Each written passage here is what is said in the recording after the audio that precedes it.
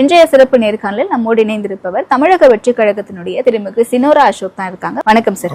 இன்னும் லெஃப்ட்ல வின்ன மாதிரி இருக்குது. இன்ஸ்பெக்டர் அச்சாரா தூக்கி வச்சு கொஞ்ச நேரம். சென்னை துறைமுகம் தொகுதியில் வாக்குப்பதிவு நடைபெற்ற நிலையில் அமைச்சர் சேகர்பாபு மற்றும் தாவேகா வேட்பாளர் PS அசோக் ஆகியோருக்கு இடையே ஏற்பட்ட நேரடி மோதல் அப்பகுதியில் பெரும் பரபரப்பை ஏற்படுத்தியது.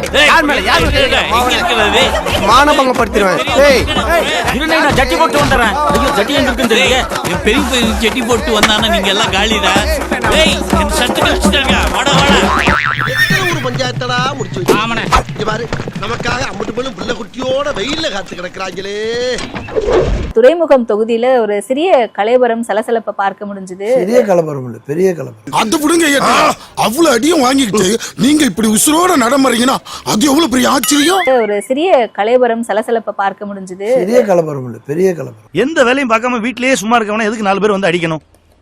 இவன் ஏதாவது செஞ்சிருப்பான். சேகர்பாபு ஏரியால போயிட்டு மேடையை போட்டு சேகர்பாபுன்னு மிரட்டுற ஒரு மிகப்பெரிய சித்தா அந்த வீடியோ பாத்தீங்களா இல்லையா? நான் கெத்தா பேச தெரியுமா? அயோக்கியனுக்கு பயங்கர அயோக்கியன்.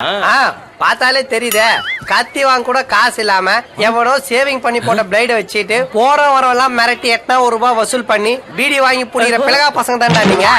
ஒரு விஷயம் பண்ணா நான் 2 விஷயம் பண்ணுவேன். என்ன பண்ணுவீங்க? அண்ணனுக்கு என்ன பிரச்சனை பண்ணுவீங்க? என்னையா பண்ணுவீங்க? அண்ணனுக்கு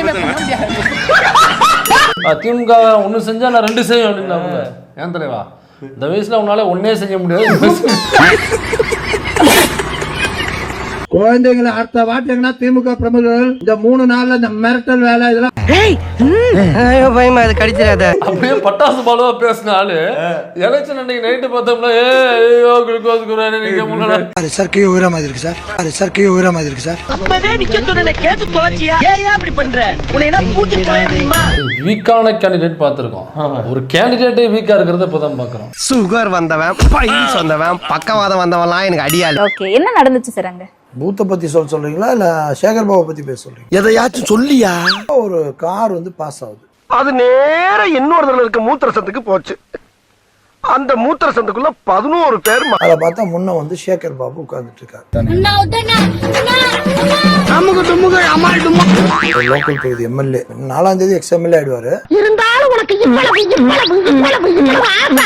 வெயிட் பண்ணி பார்ப்போம் சார். அது வெயிட் பண்ண ரிசல்ட் தெரியும் சார். அப்ப இறங்கி வராரு. 6 மணி ஆச்சுடா, போதுடா, வாங்கடா, டக்குன்னு பொருளை போட்டு வாங்கடா. என்ன பொருள்? வெங்காயம் தக்காளி. நீ இன்னும் 2 தடவை சேர்த்து அரைஞ்சிருக்கணும். பொருள்லாம் என்ன? கத்தி கடை எடுத்துவாங்கன்ற தெரியாதவங்களுக்கு தெரிய வைக்கிறேன். என்னடா சவுண்ட் கொடுக்குற? போட்டு 50 பேர் வராங்க. பசங்க கூட்டமா வந்தானுங்க. சரி மாடி 2 ஆடு மாட்டினானுங்க. பிரிச்சிடலாம் மச்சான் சொல்லி முடிவு பண்ணிட்டாங்க. நான் வந்தோன்னு ஓடிடுவேன்னு அவரு நினைச்சாரு. நான் ஓடுற ஜாதியில போறது. எவ்வளவு அடி வாங்கினாலும் சத்தமே வராது, ஓடுனது கிடையாது. வீரப்பாம்பி கட்டபொம்மன் இருக்காரு தெரியுமா? அந்த அதோட எல்லாத்தையும் தெரிஞ்சு வீட்டுல எல்லாம் சொல்லிட்டேன், என்ன மறந்துருங்க, என்ன தண்ணி தெளிச்சு விட்டுருங்க. அவங்க சைடுல ஆகி போச்சுன்னா ஜெயில வந்து பாரு. எங்க சைடுல ஆகி போச்சுன்னா கடையை காலி பண்ணிட்டு ஊரா பக்கம் போயிடணும். ஆடியா கீடியா கட்டி டிஸ்டர்ப் பண்ணப்படாதா. புது வாழ்க்கைக்கு வந்துட்டேன். ஒரு நரகாசுரனை ஒழிக்கிறதுக்கு போறேன். என்ன சாதாரணா? அந்த தொகுதிக்கு ஒரு தீபாவளி கொண்டாடணும் ஆசை. அதனாலதான் நான் போறேன்னு சொல்லிட்டு தான் போனேன். அப்ப நீ பெரிய ரவுடியா?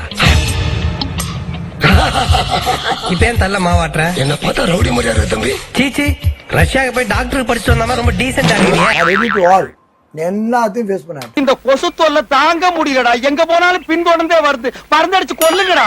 எனக்குன்னு ஒரு பெரிய டீம், ராணுவ பலம் உள்ள டீம். என்ன என்ன இழிப்பு பின்னால பாருங்க. அப்ப இவர் என்ன பண்றாரு, செல்போன் கையில வச்சிருக்காரு. 2 செல்போன். அதை எடுத்து என் கையில இங்க இந்த வயித்துல வைக்கிறாரு. சத்தம் போட்டீங்க இறங்கிடுவேன். வெத்தி 2 வாட்டி சும்மா பிரஸ் பண்றாரு. போட்டுருவோம் ஒண்ணு, போட்டுருவோம் ஒண்ணு. ஓகே, போட்டுருவோம்னா எனக்கு கொண்டுட்டு வரான். செத்துறீங்களா? எதுக்கு நீங்க உயிரோட இருக்க? நான் என்ன சொன்னேன், ஏய் போடுடா, போடுறா, போடுயா, போடு.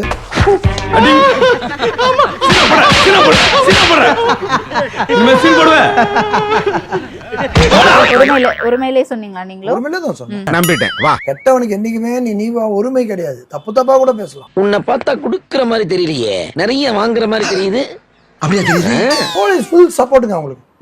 இதுக்கு பேக்கப் ஃபுல்லா போலீஸ் தான் காரணம். என்னடா சொன்ன?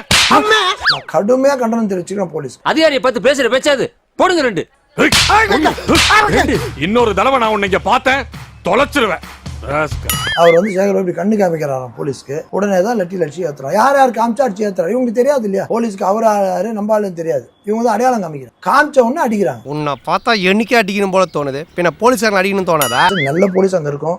ஆனா ஒண்ணும் பண்ண முடியாது. மேல் ஆபீசர் சொன்னா செஞ்சாகணும்ன்றதுதான் செஞ்சாங்க ஒழிய மனசார சொல்றேன் 95% 98% ஆஃப் போலீஸ் மனசார செஞ்சிருக்கணும். செய்யறது செஞ்சு போட்டு எப்படி சமாளிக்கிறான் பாரு. கேன்வாஸ் பண்ண ஆரம்பிச்சதுல இருந்து நீங்க சொல்லக்கூடிய ஒரே விஷயம் பூத் கேப்சர் பண்ண ட்ரை பண்ணிட்டு இருக்காங்க அப்படின்னு சொல்லிட்டு.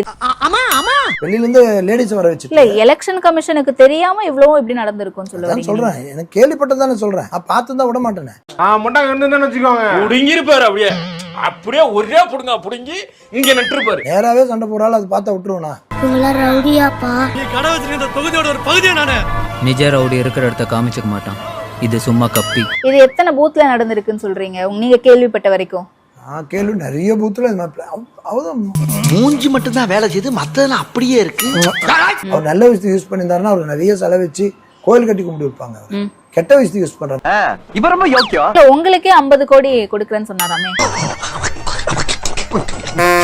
அது யார் சொன்னது உங்களுக்கு? நீங்களே இன்டர்வியூஸ்ல சொல்லிருக்கீங்களே. சொல்லிருக்கனா? அப்ப நீ குத்துமதி பார்த்தா கேட்டியா? நானாத்தான் ஓடிட்டனா? உண்மை அதுதானே. நான் இப்ப சொன்னா 1000 கோடி வந்தாலும் வேணாம்னு சொல்லிடுங்க. இவனுக்கு முகரக்கட்டையெல்லாம் பார்த்தாக்க அவ்வளவு நல்லவனுங்க மாதிரி தெரியலையா? 50 கோடி இல்ல, ஒரு 5 லட்ச ரூபா தூக்கி போட்டீங்கன்னா ஒட்டுமொத்த பயனுக்கு கூட்டு நாளைக்கு சேர்த்து. என் மூஞ்சிக்கு முன்னால புகழாத, அது எனக்கு பிடிக்காது. சினோராவுடைய மனைவி வந்து விஜயோட கிளாஸ்மேட்டா. கதை இப்படி போகுதா? சரி, அதனால அவங்க பேசி சீட்டு வாங்கி கொடுத்து அப்படியே போய் சேர்ந்துட்டாங்க. ஏப்பா புரியல எனக்கு. இவ்வளவுதான் குவாலிஃபிகேஷனா? அப்போஸ் குளுக்கோஸா?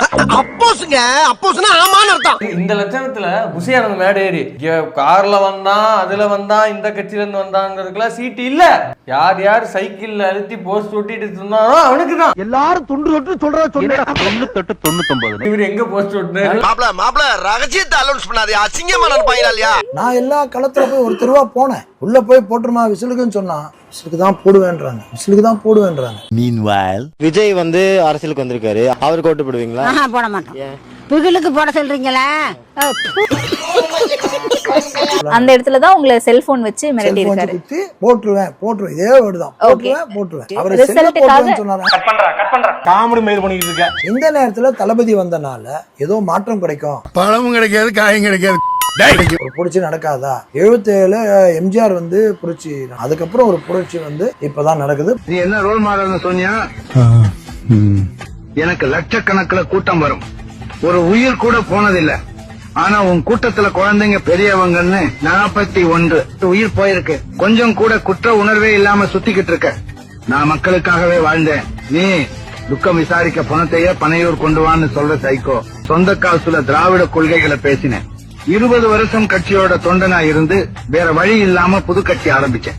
உன்ன மாதிரி நேற்று கட்சி ஆரம்பிச்சு நாளை கட்சி ஏமாவேன்னு கம்பு சுத்தல. 3000 ரூபாய் கொடுத்துட்டு ஓட்டு வாங்குறாங்க. இந்த தேர்தல தாவேக்காவினர் கொடுக்கவே இல்லைன்னு சொல்ல முடியுமா உங்களால? 0.01% கொடுக்கல. அப்படியா? என்னுடைய தொகுதிகளை தாவேக்காவினர் வந்து கொடுத்ததை நான் பார்த்தனே. ஒரு வாக்குக்கு 500 ரூபாய் கொடுத்தாங்களே. எந்த தொகுதி? மாதவரம் தொகுதியில. ஏயா கத்துற? நான் விட நீ கத்துற என்ன கோர்த்து விட்டு போயிருக்க. நான் சொல்றது நீங்க சொல்ல உண்மையா இருந்தா அது தெரியாது. அது எந்த கேண்டிடேட் தந்தாங்களா எல்லாம் ஒண்ணு சொல்லலாம். ஆப்போசிட் காரங்க கூட கொடுத்து கூட அவன் கொடுத்தா சொல்லலாம். அடங்கப்பா, இது உலக நடிப்புடா சாமி. மனசுல என்ன இருக்கோ அதான் பேசுவேன். எனக்கு போய் பேச வராது. இதுவே போய் உங்களுடைய தொகுதியில எப்படி இம்பாக்ட் ஆயிருக்குன்னு கேக்குறேன். 100% நீங்க நல்லா இன்க்ரீஸ் ஆயிருக்கு. நல்லா இன்க்ரீஸ்.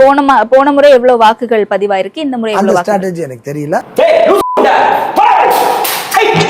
இப்ப எல்லாமே முடிஞ்சிருச்சு. 4ஆம் தேதிக்காக வெயிட் பண்ணிட்டு இருக்கோங்க. ரிசல்ட் எப்படி வரும்னு நினைக்கிறீங்க?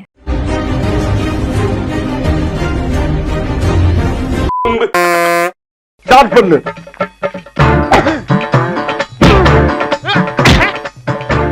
இங்கிட்டு வா. அப்படியா?